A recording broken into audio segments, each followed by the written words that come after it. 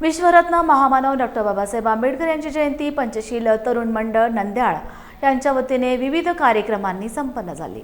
सकाळी गावातून शोभायात्रा काढण्यात आली। यामध्ये भीम बांधव व भगिनी मोठ्या संख्येने पांढरे वस्त्र परिधान करून व निळे फेटे बांधून सहभागी झाले होते। महामानवांच्या प्रतिमेला महिलांनी पाणी घालून पूजन करून अभिवादन केले। त्यानंतर लोकनियुक्त सरपंच मनीषा कांबळे यांच्या हस्ते डॉक्टर आंबेडकर, महात्मा ज्योतिराव फुले, छत्रपती शिवाजी महाराज यांच्या प्रतिमेला पुष्पहार घालण्यात आला। यावेळी सामुदायिक त्रिशरण व पंचशील घेण्यात आले।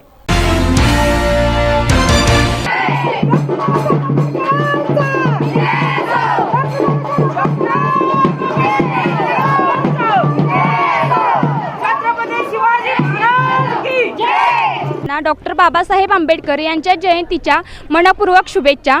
14 एप्रिल हा दिवस आहे क्रांतीचा आणि स्वाभिमानाचा। कारण 14 एप्रिल 1891 ला एका महापुरुषाचा जन्म झाला। त्या महापुरुषानं एक इतिहास घडवला। तो इतिहास तलवारीचा नव्हता, घोड्यांच्या टापांचा नव्हता, तर तो होता मानव जातीतील समाज व्यवस्थेचा, वंश रूढी परंपरा दूर करण्याचा। त्या महापुरुषाचं नाव आहे बुद्धी सम्राट डॉक्टर बाबासाहेब आंबेडकर, ज्यांनी समाजातील सर्व माणसांना त्यांचे हक्क मिळवून देण्यासाठी संविधानामध्ये मजबूत कायद्यांचा पाया रचला। त्यांचे विचार इतके महान की आज त्यांची जयंती फक्त भारतात नाही तर जगभर साजरी होत आहे। निळा आकाश, भीम ज्योतीचा प्रकाश, ज्ञानाचा ध्यास, समतेचा वास, विचारांचं अस्त्र, लेखणीचं शस्त्र, बहुजनांच्या उद्धारासाठी गौतम बुद्धांचं वस्त्र। वाळीत टाकीत होता जेव्हा माणूस माणसांना, अरे वाळीत टाकीत होता जेव्हा माणूस माणसांना, वेचत होते बाबासाहेब दुरावलेल्या लेकरांना। ज्ञानासाठी तृषांत होतं जीव रचकन, अशी वेचली असंख्य बाळे भरून या प्राण। आडावरती नाही मिळाला पाण्यासाठी हक्क, आडावरती नाही मिळाला पाण्यासाठी हक्क, रहाट मोडून टाकला तिथे सारे झाले थक्क। निर्भय बेडर हा राजर्षी, निर्भय बेडर हा राजर्षी, गरिबांचा कैवारी, मशाल घेऊन शिक्षणाची केली त्याने सत्यासाठी बंडखोरी। पलिते होऊन मार्ग दाखविला, पलिते होऊन मार्ग दाखविला, दिशाहीन पाखरांना झेप घ्यावयास पंख मिळाले त्या दलित पिलांना। प्रगतीचा प्रवासी देऊन गेला पुण्यजीवांना, प्रगतीचा प्रवासी देऊन गेला पुण्यजीवांना, जिद्द हरवलेल्या जोडीले त्यांनी मनामनाला, विनम्र अभिवादन माझ्या त्या बाबासाहेबांच्या चरणाला, वंदन त्यांच्या पवित्र स्मृतीला। शिवाजी महाराज, आरक्षणाचे जनक छत्रपती शाहू महाराज, अण्णाभाऊ साठे, स्त्री शिक्षणाचे प्रणेते महात्मा फुले, सावित्रीबाई फुले, माता रमाई, मा जिजाऊ अशा सर्वच महापुरुषांच्या स्मृतीला विनम्र अभिवादन करतो। आज या ठिकाणी नंद्याळ गावामध्ये डॉक्टर बाबासाहेब आंबेडकर यांची 135वी जयंती या ठिकाणी मोठ्या उत्साहामध्ये संपन्न होत आहे। अगदी सकाळपासून गावातील सर्व आबालवृद्ध या सुरू असलेल्या शोभायात्रेमध्ये मोठ्या संख्येनं उपस्थित राहिले आहेत। या पाठीमागं बाबासाहेबांनी केलेले आमच्यावरचेच नव्हे, केवळ एका विशिष्ट जातीवर नव्हे तर संपूर्ण मानव जातीवरती केलेले हे उपकार आणि या उपकाराबद्दल कृतज्ञता व्यक्त करण्याचा हा एक दिवस। आणि त्याचबरोबर बाबासाहेबांनी घालून दिलेले जी काही तत्त्व आहेत ती तत्त्व पुढच्या पिढीला घेऊन जाण्याचा एक हा कार्यक्रम या ठिकाणी मोठ्या उत्साहामध्ये हे सर्व बांधव या ठिकाणी संपन्न करत आहेत। बाबासाहेबांनी आम्हाला शिका, संघटित व्हा आणि संघर्ष करा अशा पद्धतीचा जो काय मूलमंत्र दिला आणि याच मूलमंत्राचा वापर किंवा आधार घेऊन आज आपल्या समाजातील किंवा संपूर्ण मानवजातीतील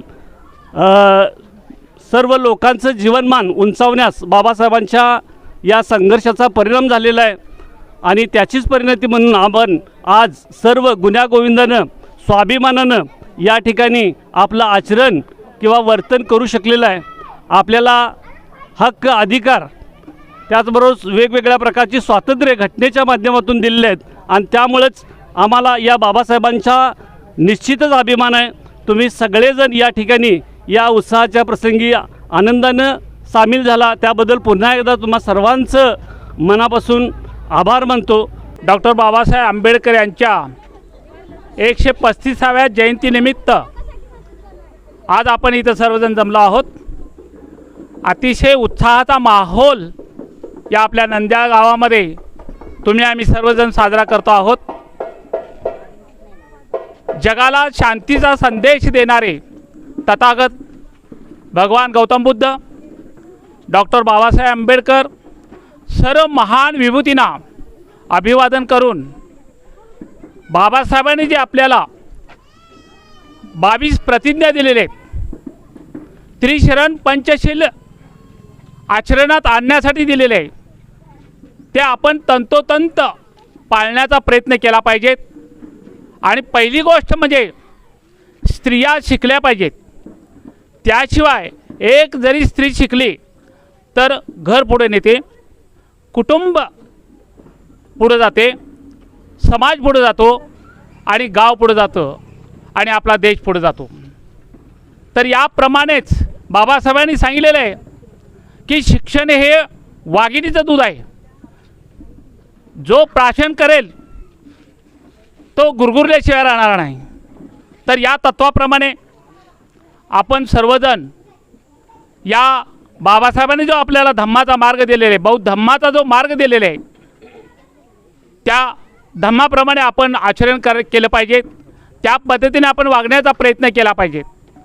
आणि जास्तीत जास्त तरुण पिढी, आपली भावी पिढी कशी शिक्षणातून प्रगती करेल, चांगल्या चांगल्या हुद्द्यावरती जाईल, चांगली चांगली पदं प्राप्त करतील, त्यावेळीच खऱ्या अर्थानं बाबासाहेबांना समाधान वाटणार आहे आणि जयंती केलेल्याचं सार्थक्य लागणार आहे. खरोखर या नंद्याळवासियांचा अभिमान वाटतो. गेली 40 वर्षे मी मिरज तालुक्यामध्ये जरी कार्यरत असलो तरी माझी नाळ या नंद्याळवासियांसाठी जोडली गेलेली आहे आणि ती इथून पुढे सुद्धा त्या पद्धतीनेच राहील असं मी या ठिकाणी वचन देतो. तर सर्वांनी आपल्या बौद्ध धर्माप्रमाणे आपण आचरण करूया. बौद्ध धम्माचा जास्तीत आपण आचरण करून त्या तत्वांचा आपण अवलंब करूया. तर या जयंतीच्या निमित्तानं संयोजकांनी, सर्व पत्रकारांनी मला जो काही बोलण्याची संधी दिली त्याबद्दल सर्वांचा आभार मानून या ठिकाणी थांबतो. डॉक्टर बाबासाहेबांची 135वी जयंती तुम्हा सगळ्यांच्या उपस्थितीत साजरी होत आहे. तुम्ही सगळे सकाळपासून उत्साहात आहात. आपण सगळे जी जयंती साजरी करतो, जे मानाने ताट मानेने या समाजात वावरतो, ते सगळं काही बाबासाहेबांच्यामुळे आहे. तुम्हाला एक प्रसंग सांगतो. बाबासाहेब ज्यावेळी 4थीच्या वर्गात शिकत होते त्यावेळी शाळेच्या तपासणीसाठी इंग्रज अधिकारी आले होते. इंग्रज अधिकारी सगळ्या मुलांना प्रश्न विचारत होते. कुणालाही उत्तर येत नव्हतं. त्यांनी कोपऱ्यात बसलेल्या बाबासाहेबांच्याकडे पाहिलं आणि त्यांना विचारलं की उठ भीमा, सांग तू पृथ्वीपासून सगळ्यात दूरचा ग्रह कोणता आहे. त्यावेळी बाबासाहेब म्हणाले की पृथ्वीपासून दूरचा ग्रह कोणता आहे मला माहीत नाही, पण माझ्यासाठी वर्गाच्या कोपऱ्यात ठेवलेला पाण्याचा माठ या काळात सगळ्यात दूरचा ग्रह आहे. म्हणजे ज्या काळात आपल्याला पाण्याच्या माठालाही स्पर्श करण्याची ताकद नव्हती, क्षमता नव्हती, त्या काळात बाबासाहेबांनी संविधानासारखं एक ग्रंथ लिहून आपल्या सर्वांचे हात दिल्लीच्या तख्तालाही खाली खेचून आणता येईल इतकं सामर्थ्य आपल्या मनगटामध्ये निर्माण करण्याचं कार्य संविधान रूपाने बाबासाहेबांनी आपल्याला दिले. आणि ते संविधान जपणं आपल्या सर्वांचं कर्तव्य आहे आणि आपण ते जपलंच पाहिजे. एवढे बोलून मी म्हणजे